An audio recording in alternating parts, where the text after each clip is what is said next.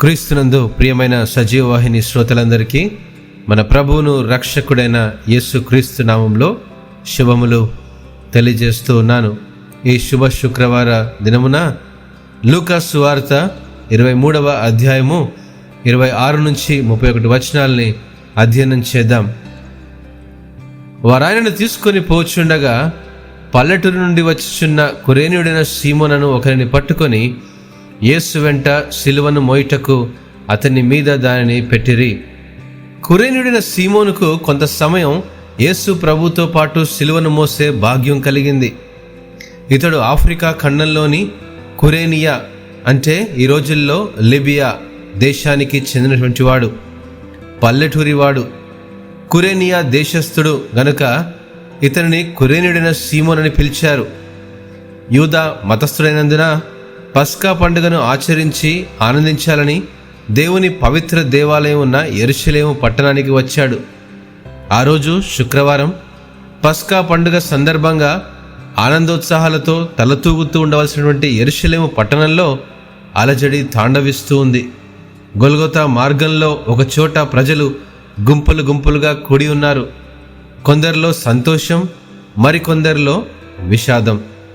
రోమా సైనికులు సిలువను ఎవరితో మోయించాలో తెలియక దిక్కులు చూస్తున్నారు. ఎందుకంటే సిలువను మోస్తున్న యేసు సిలువ క్రింద పడిపోయాడు. సిలువ యాత్ర అనూహ్యంగా ఆగిపోయింది. ఆ సమయంలో కురేనీయుడైన సీమోను మనుషులను త్రోసుకుంటూ ముందుకు వెళ్ళి అక్కడ జరుగుతున్న నరమేధాన్ని చూస్తూ బిత్తరపోయాడు. కొరడా దెబ్బలతో కొట్టబడి చీరిపోయిన యేసు ప్రభు యొక్క శరీరం నుండి రక్తం కారుతూ ఉంది.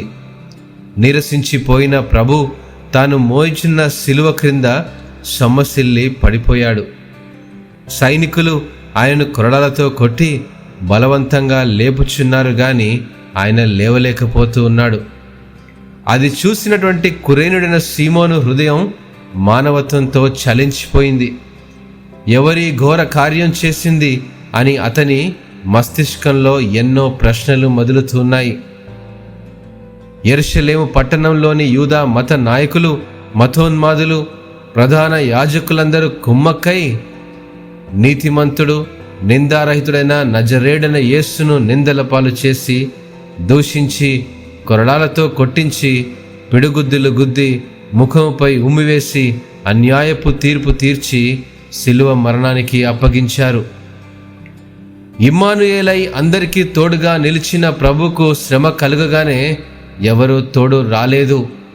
తల్లి అయిన మరియా, ప్రియ శిష్యుడైన యోహాను మాత్రం సిలువ చేరువలో నిలిచారు. యేసు ఎవరో, సిలువను ఎందుకు మోయాల్సి వచ్చిందో కురేనుడైన సీమోనుకు తెలియదు. ఆ సిలువ యజ్ఞం ప్రవచనాల నెరవేర్పని బొత్తిగా తెలియదు. యెషయా గ్రంథం 53వ అధ్యాయము 5వ వచనం ప్రకారం మన యతిక్రమ క్రియలను బట్టి అతడు గాయపరచబడెను, మన సమాధానార్థమైన శిక్ష అతని మీద పడెను, అతడు పొందిన దెబ్బల చేత మనకు స్వస్థత కలుగుచున్నది. మనమందరము గొర్రెల వలె త్రోవ తప్పిపోతిమి, మనలో ప్రతి వాడును తనకిష్టమైన త్రోవకు తొలగెను. యెహోవా మన అందరి దోషమును అతని మీద మోపెను. అతడు దౌర్జన్యము నొందెను, బాధింపబడినను అతడు నోరు తెరవలేదు.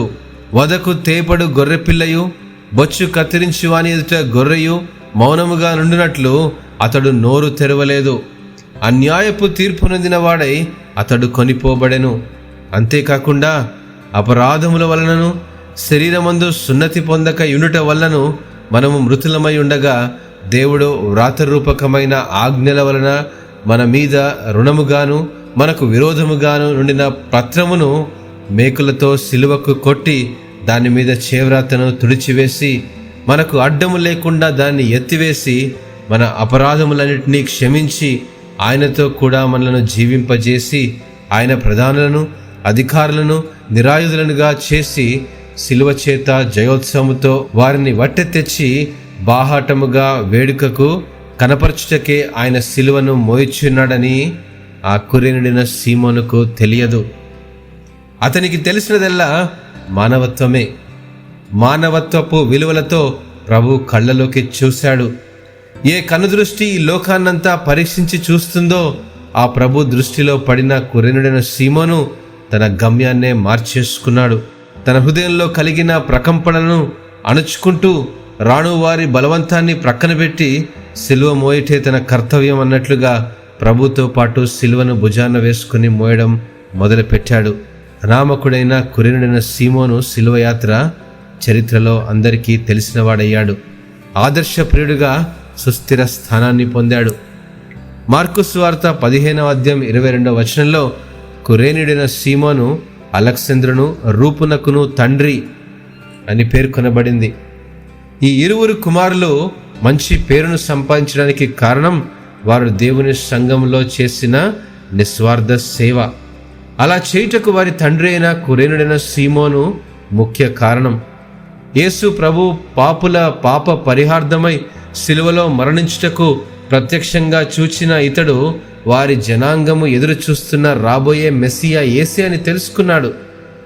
సిలువలో యేసు పలికిన 7 మాటలు జీవపు బాటలుగా గ్రహించి యేసే మార్గము, సత్యము, జీవమని గ్రహించాడు.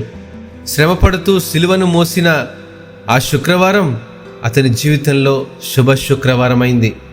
ఎందుకంటే దేవుని ప్రేమను సిలువలో కల్లారా చూశాడు. ప్రభు యొక్క అపారమైన శక్తిని, పైశాచిక శక్తులపై అతని విజయాన్ని చూచి తరించాడు. ఎన్నడూ చూడని సుదీర్ఘమైన సూర్యగ్రహణంలో ఆ చీకటిలో యేసు ప్రభు సిలువలో వేలాడుచూ తండ్రి అయిన దేవునితో మాట్లాడిన మాటలను విన్నాడు.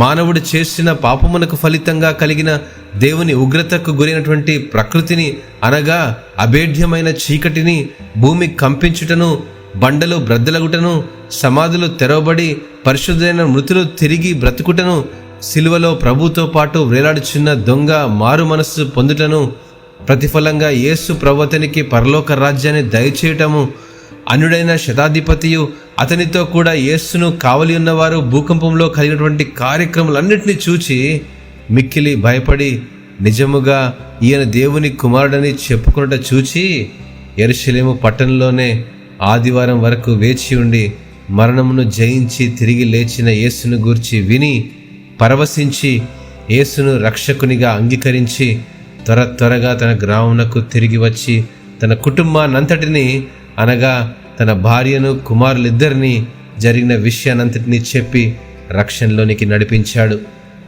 కుమారులిద్దరూ సంఘ సేవలో ప్రసిద్ధులయ్యారు. భార్య దైవ సేవకులకు సేవ చేస్తూ సువార్త సేవలో పరోక్షంగా పాలు పంచుకుంది. భక్తుడైనటువంటి పౌలు ఈమెను తల్లిగా గౌరవిస్తూ ప్రభువునందు ఏర్పరచబడిన రూపునకు వందనములు, అతని తల్లికి వందనములు, ఆమె నాకును తల్లి అని కీర్తించాడు. రోమిలకు రాసిన పత్రిక 16వ అధ్యాయం 13వ వచనంలో తన కుటుంబాన్ని నిజమైన క్రైస్తవ కుటుంబంగా మార్చి సిలువ శ్రమలో తన వంతు పాత్రను పోషించిన కురేనుడైన సీమోను నిజంగా ధన్యజీవి. ఈ విధంగా ఇతడు ఆశీర్వదింపబడడానికి ముఖ్యమైనటువంటి కారణాలు యేసు ప్రభు మానవ పాప పరిహార్థమై సిలువలో బలి అయి తన ప్రాణము పెట్టుటకు స్వయముగా చూచి యేసు క్రీస్తే నిజమైన రక్షకుడని అంగీకరించి ఆయనందు విశ్వసించాడు. సిలువను మోయమని రాణువారు బలవంతం చేసినప్పుడు ఎవరికీ లేనిది నాకెందుకులే అని తప్పించుకొని వెళ్ళిపోకుండా క్రీస్తు శ్రమను పంచుకోవడానికి ఇష్టపడి సిలువను మోశాడు. యేసును గొల్గొతాలో సిలువ వేయగానే ఇక అతనితో పని లేదని వదిలివేశారు. కానీ అతడు తన జీవితంలోనూ తన కుటుంబంతో సహా సిలువను వదలలేదు. తాను సిలువను మోసినందుకు ఫలితంగా అతడే తన భార్యను, కుమారులిద్దరినీ ప్రభు సేవకు సమర్పించాడు. సిలువ యాత్రను తన జీవిత యాత్రగా మార్చుకున్న ధన్యజీవి కురేనుడైన సీమోను. సిలువ యాత్ర కురేనుడైన సీమోను యేసు ప్రభు చెప్పినట్లే చేశాడు. లూకాసు వార్త 9వ అధ్యాయం 23వ వచనంలో ఎవడైనను నన్ను వెంబడింపగోరినడల తను తాను ఉపేక్షించుకొని ప్రతి దినము తన సిలువను ఎత్తుకొని నన్ను వెంబడింపవలెను. ఇదే సిలువ యాత్ర. ప్రభునందు ప్రియమైన సహోదరి సహోదరులారా, సిలువ యాత్రలో కురేనుడైన సీమోను వలె పాల్గొని పరలోక రాజ్యాన్ని స్వతంత్రించుకోవడానికి ప్రయత్నం చేద్దామా? దేవుడు మిమ్మను బహుగా ఆశీర్వదించునుగాక. ఆమెన్. ఆమెన్. ఆమెన్.